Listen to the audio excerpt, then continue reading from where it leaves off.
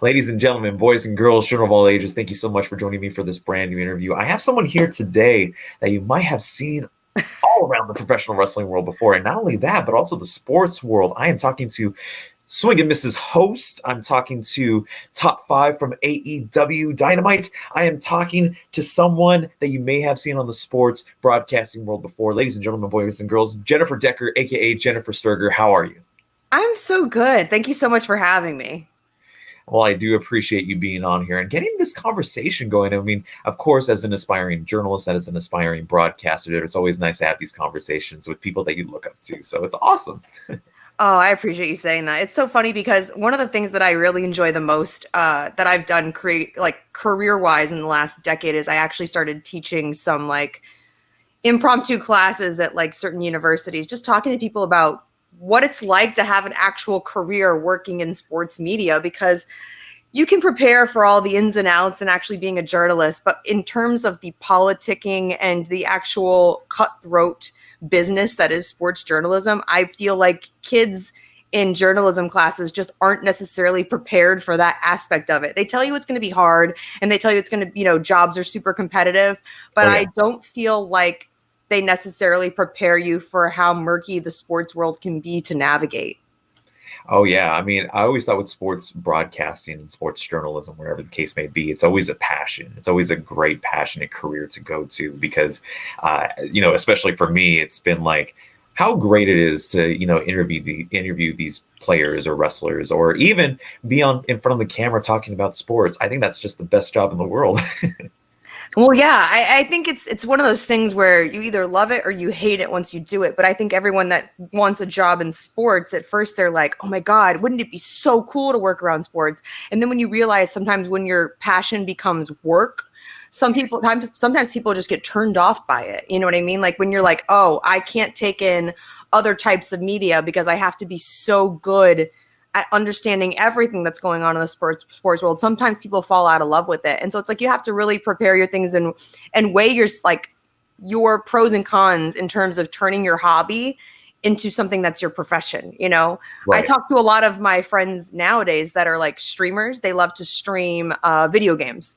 Mm-hmm. And they love to stream video games because they're passionate about it. But I'm like, is that what you want to make your career? Because if you had to wake up every single day and do this, would you be happy and fulfilled?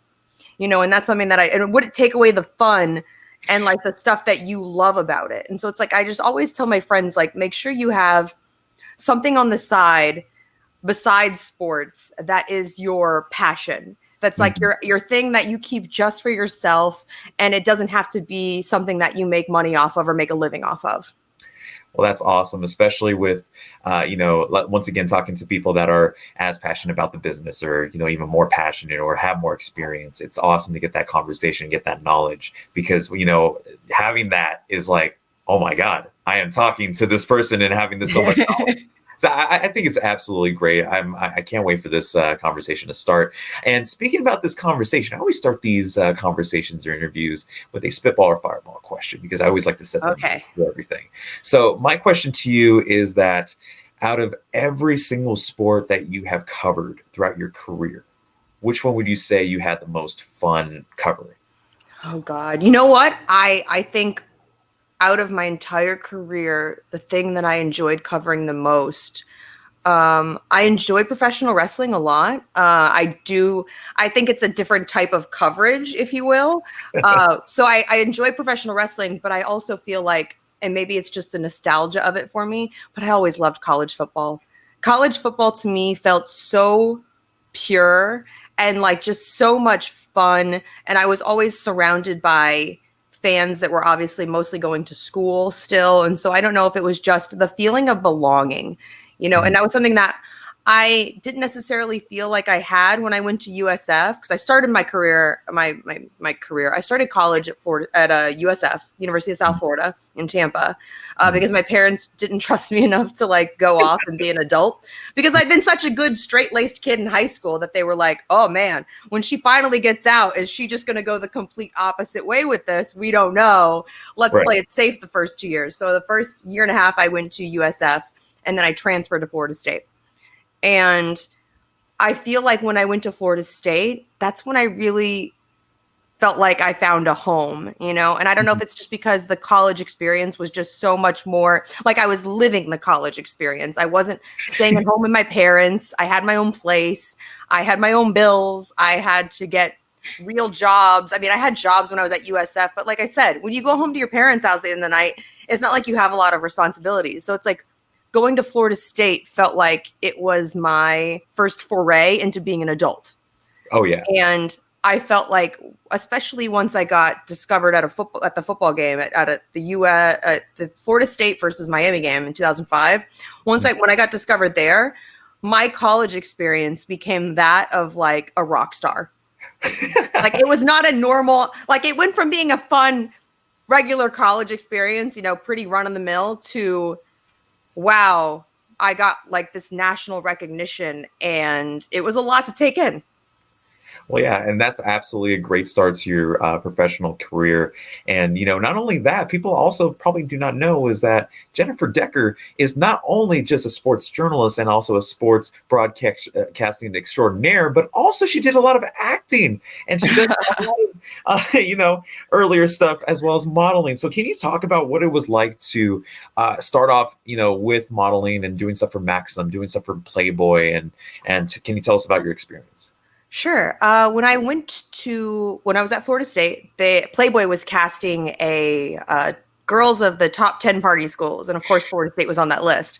And so I was one of the girls that I didn't go to the general casting, but apparently they were looking for me. And so they found the bar manager of the place that I was, you know, still making my college living at.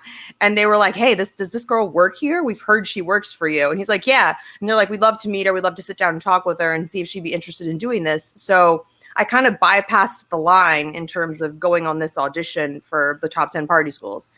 I did Playboy, and it wasn't necessarily the greatest experience in the world. I feel like looking back on it now, I'm sure that they would even say they would do things differently. One of the things that happened during my shoot was like, they let random guys walk in the middle of like this really vulnerable experience. And it was like, that would never fly today. Like They would never allow men to just walk into a shoot where these women are like basically naked. And I even got like a little pushback from the magazine when I first shot, because they were like, well, if you don't do full nude, I was insistent on not going fully nude. And they were like, well, if you don't do full nudity, then we might not put you in the magazine. I'm like, you're still paying me, right? All right, I'm okay with not. Oh, you mean you're going to take my pictures and not put me in the magazine? I don't care.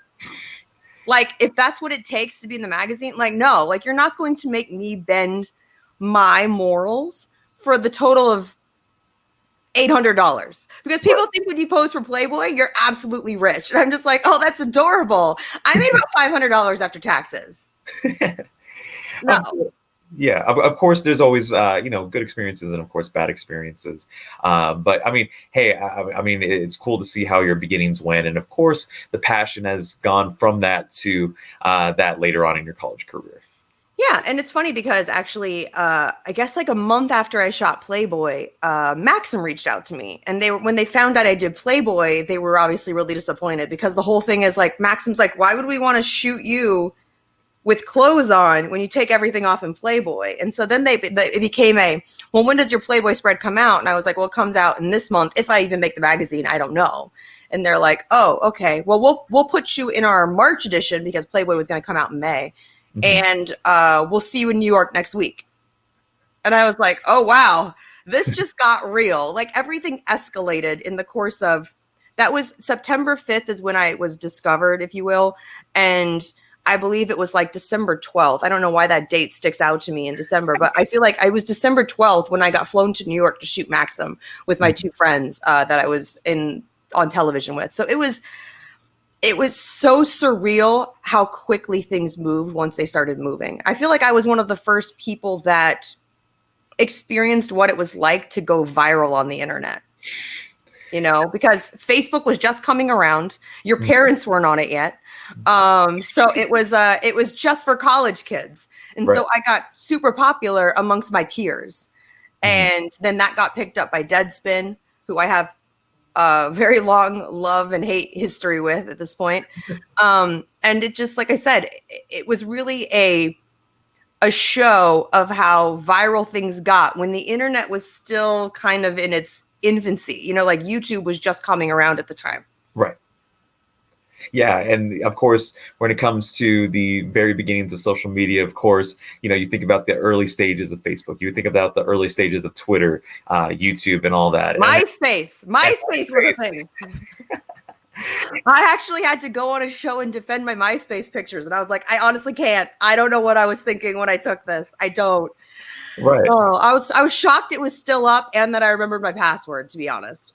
Hey, that's a gift. If you remember passwords from back then, I don't even remember my password for my first email, which I made at like 5. So right.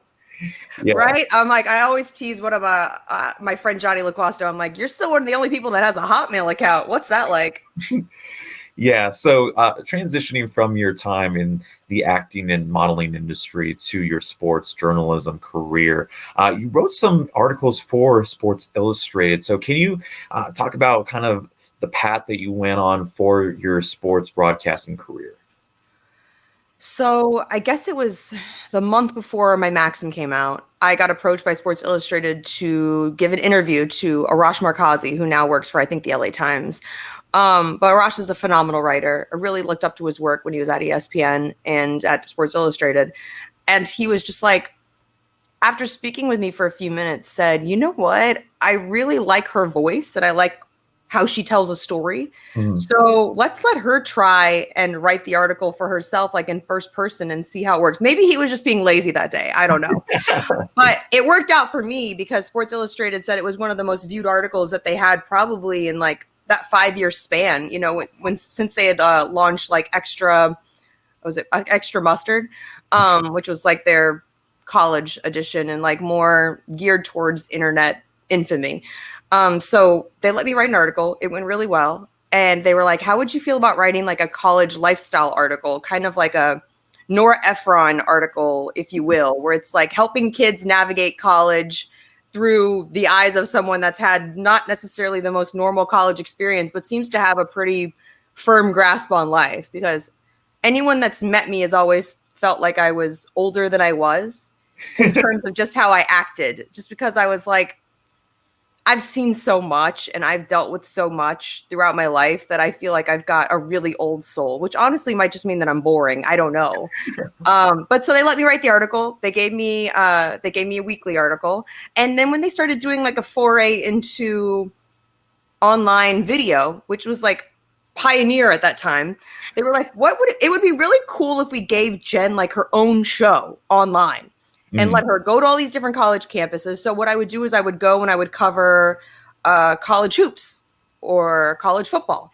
And I would just go to these campuses, show what it was kind of like, the life of the town, what the favorite food was, what sitting in the student section was like, and really showed people. It was almost honestly like I was doing endorsement videos. Like, here's why you should go to the University of Wisconsin. Like, Right. Look how much fun this is. Look how ridiculous this lifestyle is. Right. They sent me to like Wichita State, and I was like, shockingly had a great time there, where you're just like, you wouldn't really think that would be like a bustling place to go to college, but I had a blast on the campus. University of Oregon Eugene will always have a really soft spot in my heart. I really enjoyed my time on that campus. I got to experience the whole Nike Town-esque feeling, if you will. And it was so much fun.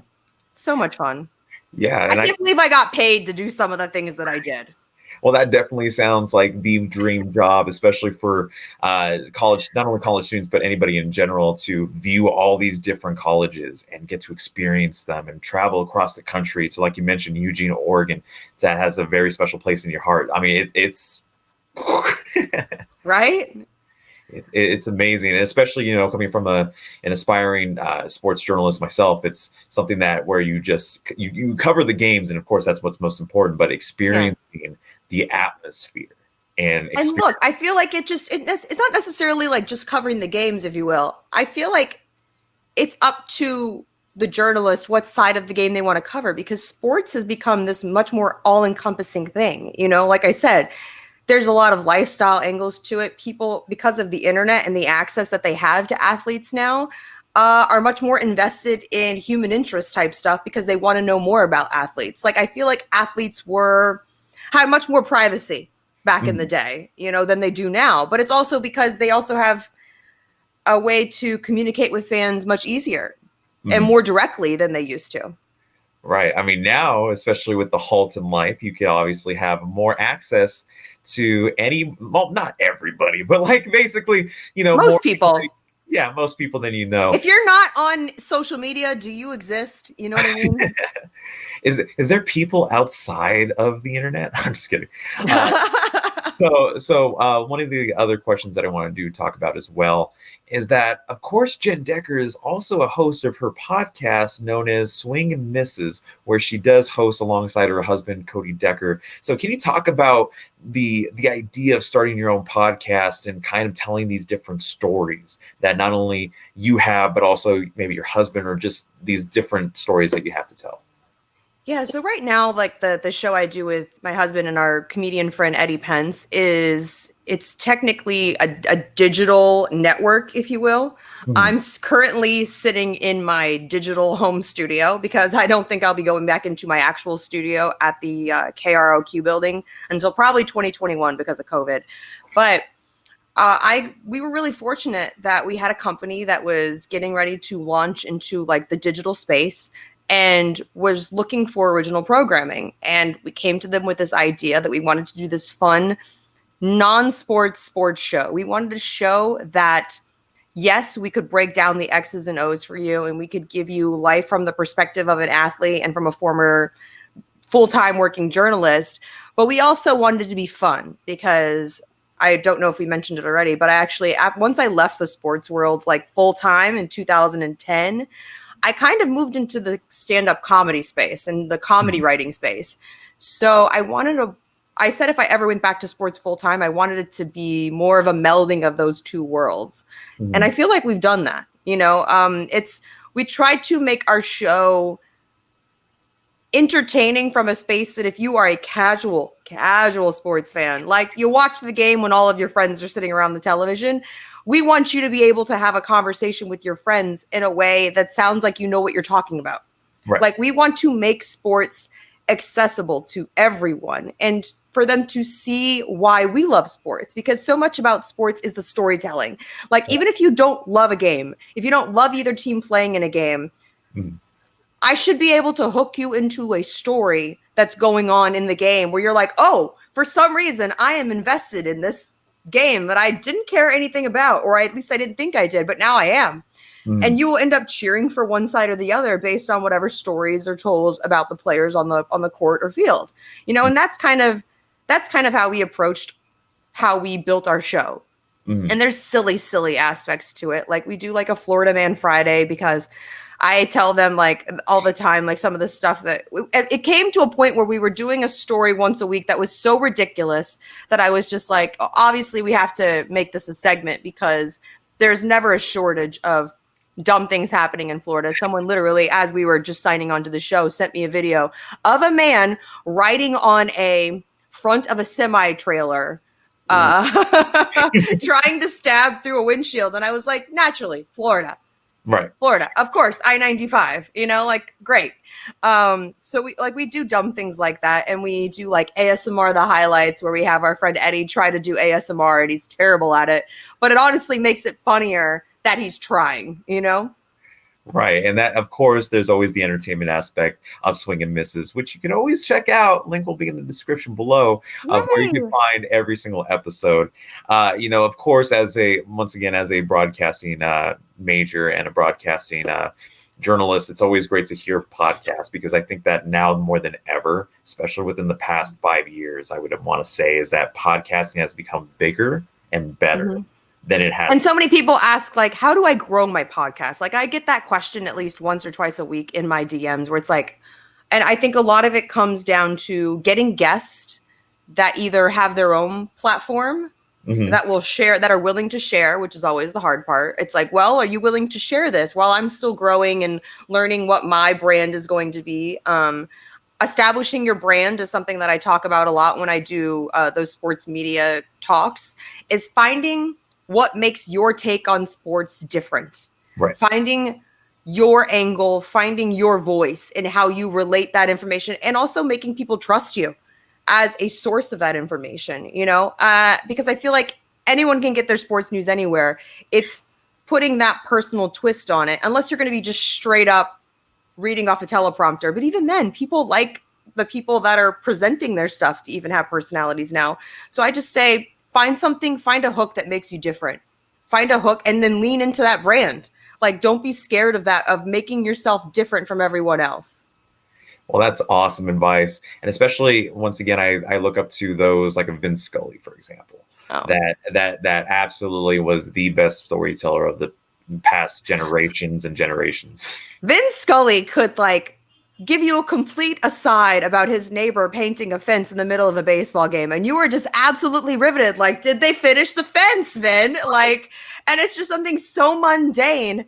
And my husband does a great impression of it. I unfortunately can't, but he's like, and that's how it happened. Like, it was just a cadence to his voice. But you know what? Dodger fans came to love him, and they knew that that was their home. For me, that voice is Gene Deckerhoff of the Florida State Seminoles, because I got him from the Seminoles and the Bucks. Right. So he was a voice that I grew up hearing. And I feel like that's why I'm still so passionately for listening to sports on the radio. Like, I really enjoy when there is a good game on the radio that's being portrayed well. Sometimes when they take someone that's only used to covering television and they stick them on a radio broadcast, I'm so frustrated. I literally want to rip my radio out of the console and throw it out the window, because you're not painting a good enough picture for me. Right. And there's something about the art of calling a game or calling even a wrestling match.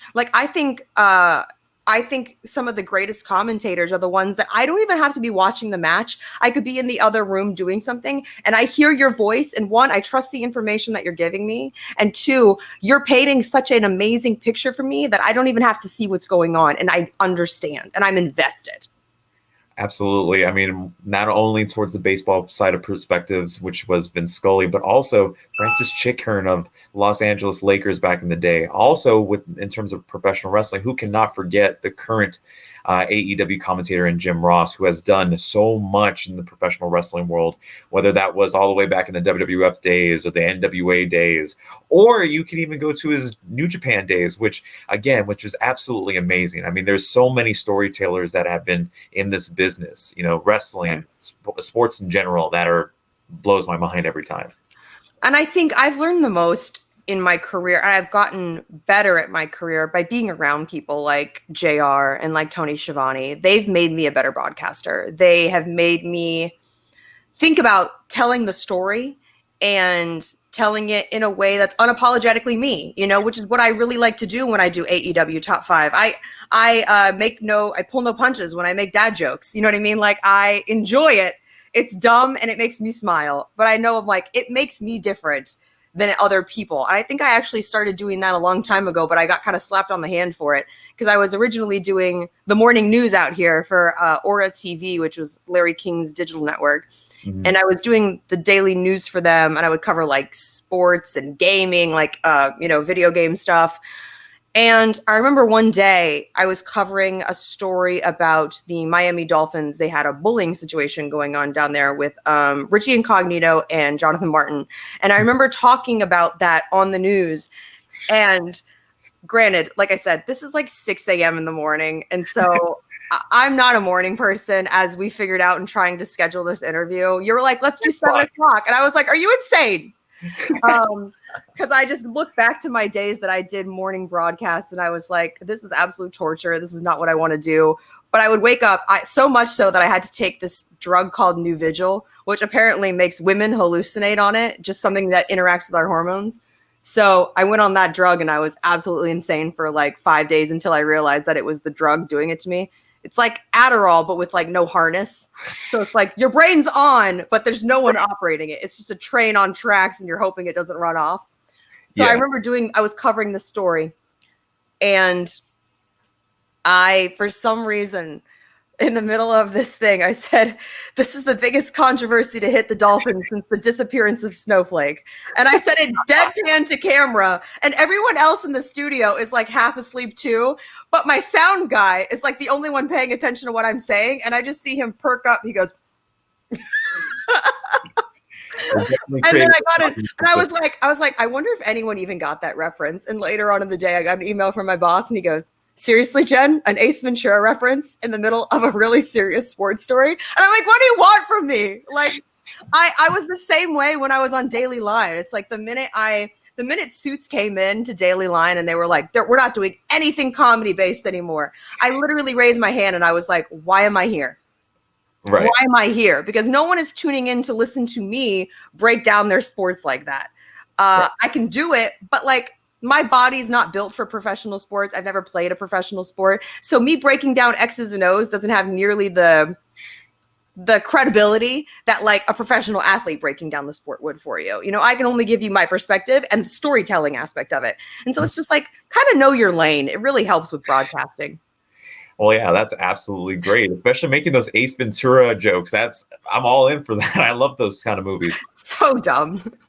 It's great to laugh here and there, especially with the sound guy that's only the only one out of the entire studio paying attention to what the dialogue. Hey, look, you always need to be friends with your sound guy because they are the ones that can absolutely screw you because they have all the raw footage. When you think about it, they're the ones that hear all the stuff you mutter under your breath. They're the ones that remember to turn your mic off for you when you go to the bathroom if you don't remember to do it yourself. You know what I mean? So it's just like, I believe in treating the people that I work with an immense amount of respect because we're at the end of the day, we're all there to create an amazing product. We all want there to put on a good show and to tell a good story. Right. And that was something that like I said, I've learned so much, not only from broadcasters like JR and Tony Schiavone, but I've learned a lot just from working with the producers that I've worked with and working with the camera guys and sound guys that I've worked with. Well, that's absolutely amazing. So one of the works that I do want to talk about now is one that people may know Jennifer Decker by now, and that's AEW's Top 5 and all the work that you have done for All Elite Wrestling. So before we get into more of that, what kind of started the passion for you for professional wrestling? Like, was it just a sudden interest? Was it something from childhood? What was it? Look, my very first wrestling story was when I was about 2.5 years old, and I used to watch wrestling on Saturday mornings. And I remember I would try to impersonate the moves that I was seeing on television. And one time I did an elbow drop off the back of my parents' couch, and I landed on the coffee table and broke my elbow. Like that is where people are like, "What started your professional wrestling passion?" Definitely having my arm reset as a 2-year-old, where I was like, "Oh, I'm tough enough for this." But I've always loved wrestling, and I've come in and out of it. And obviously, like I would come and go in terms of like when there's just storylines that don't hook you in, kind of the same way that I did with soap operas, you know, back in the day. Don't watch many of those anymore. I don't even know if there's a lot still on the air. But with wrestling, I've always come back to it. And I don't know why I've been so drawn to it, but I was always like, I wanted to be the next Lita. I wanted to be the next Trish Stratus. I wanted to be a strong, independent woman like that.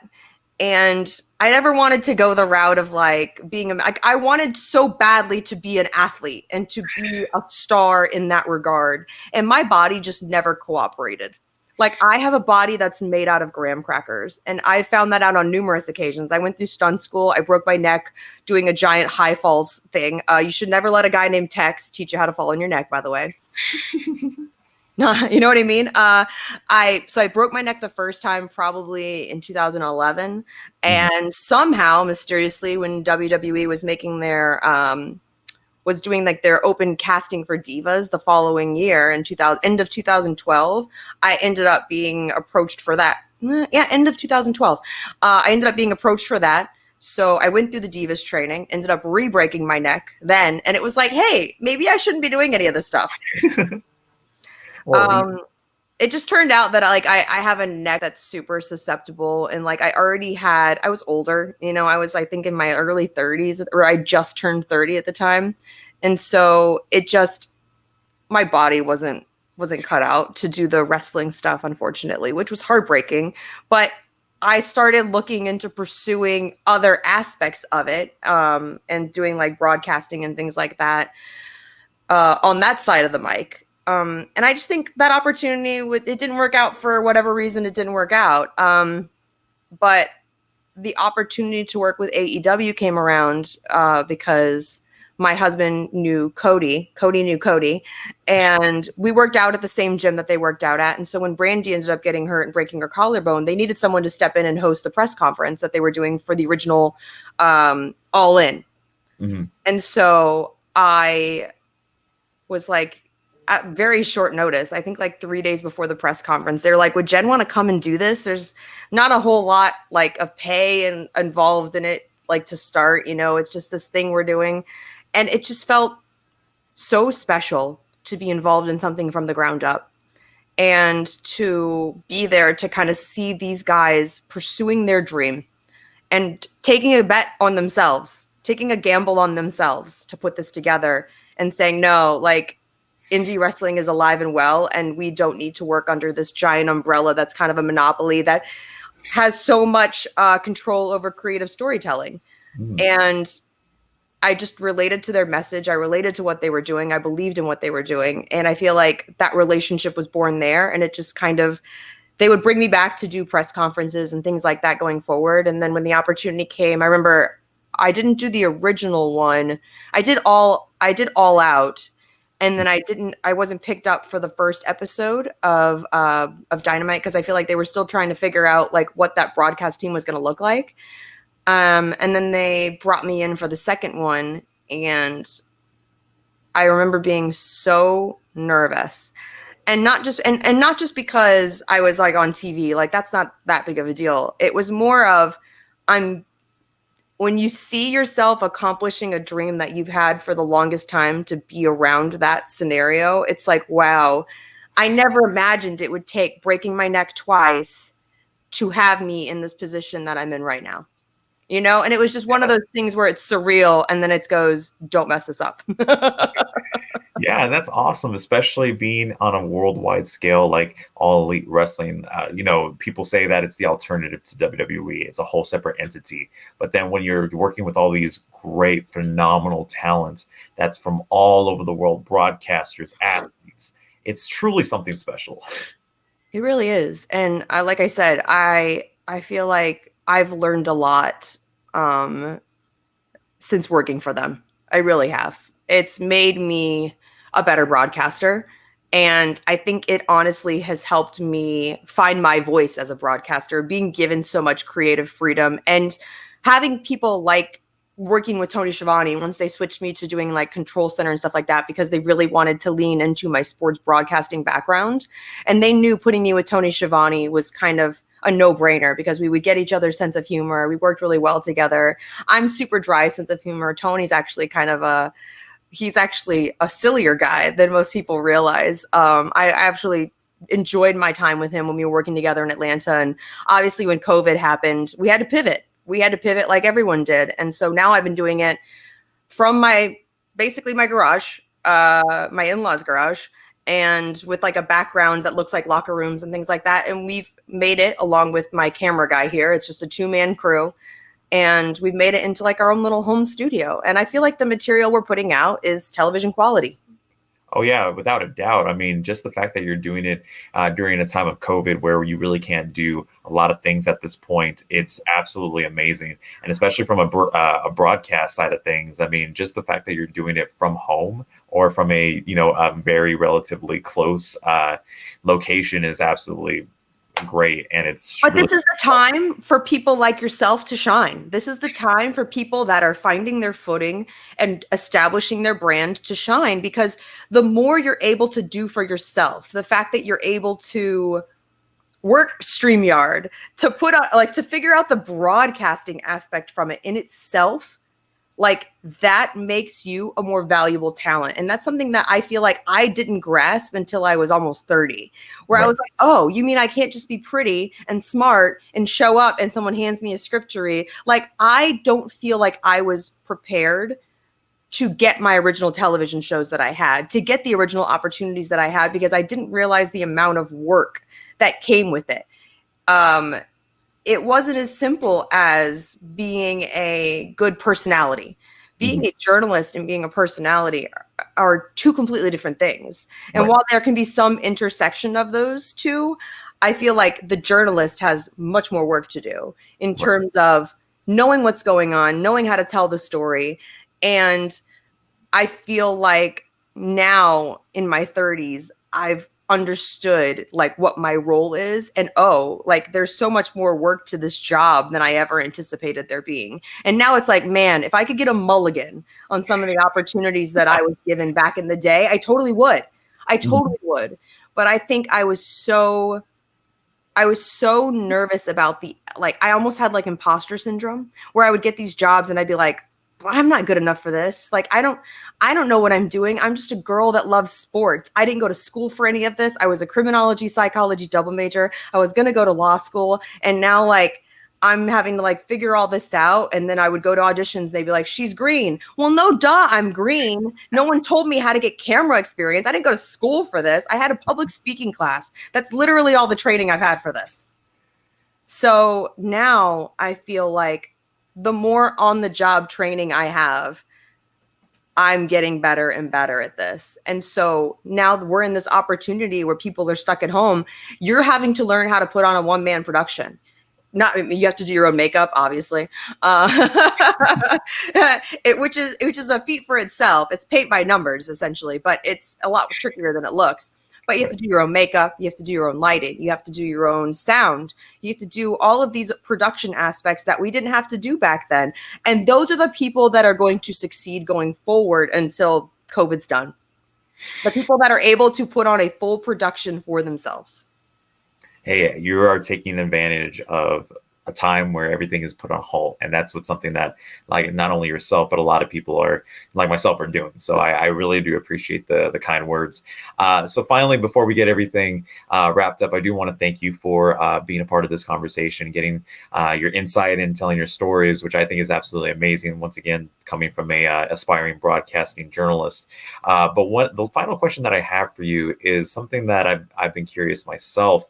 And that is, what was it like? You know, you did talk about your AEW top 5 every week, which you do produce on a daily basis, which is absolutely phenomenal, if I may say the least. Yeah, thank you very much. Of course. And the one question that I do have, or my final question, as you may say, is what was it like being on that second episode of Dynamite? Because I know that was a historic one as well as the first one, but I felt like that the second episode was kind of that, okay, we did this first episode on TNT, but let's step it up a notch. I feel like every episode of Dynamite feels like that. And that just may be my bias. But I feel like that crew is always looking for a way to one-up themselves and to elevate whatever it is they did the week before. Mm-hmm. And a big part of that is having people like Dustin Rhodes and Chris Jericho, because they are just such a staple of that locker room in terms of like creativity. Like, people don't give Dustin nearly enough credit for how much he helps talent when it comes to promos and things like that. And Jericho is just, I mean, he's the GOAT for a reason. I mean, I feel like there's no arguing that. If you want to argue with me, come at me in the comment section. That's fine. But Jericho is a creative genius, and he has the ability to get over inanimate objects. Like, he will get them over. Like, someone threw a hot dog in the ring and it became like a viral clip, you know. A little bit of the bubbly like is infamous, you know what I mean? Like, there's just things that man says that just are off the top of his head that are immediately, they have their own t-shirt line. Right. And it's because they are that catchy. There are things that stick with you. And I feel like that is something that entire crew is always looking to do, is they're always looking to one up themselves and take chances. Sometimes they pan out, sometimes stuff happens, you know, but that's the beauty of doing live television every week. It's learning from your mistakes. It's elevating whatever it is your broadcast is this week and making it better and elevating the story on a different level than it was the week before. And I feel like that's something that you're going to see going forward from this company, is just the consistency in the storylines and in the show. It's like whenever there's any kind of new product, there's always technical kinks. There's always little things that can be worked on. There's always a chance to improve. And the company that's going to stick around and that's going to be around the longest is the one that's willing to learn from their mistakes. It's one that's willing to listen to their audience and grow. And I feel like that's something we've done from the very first episode. Well, that's absolutely awesome. Well, Jen, thank you so much for joining this interview. For those who don't know, make sure you guys follow her and all of her stuff. AEW Top 5 in the description for hopefully it's the latest one by the time this is out. And of course, make sure you guys support Swing and Misses podcast, the best podcast out there.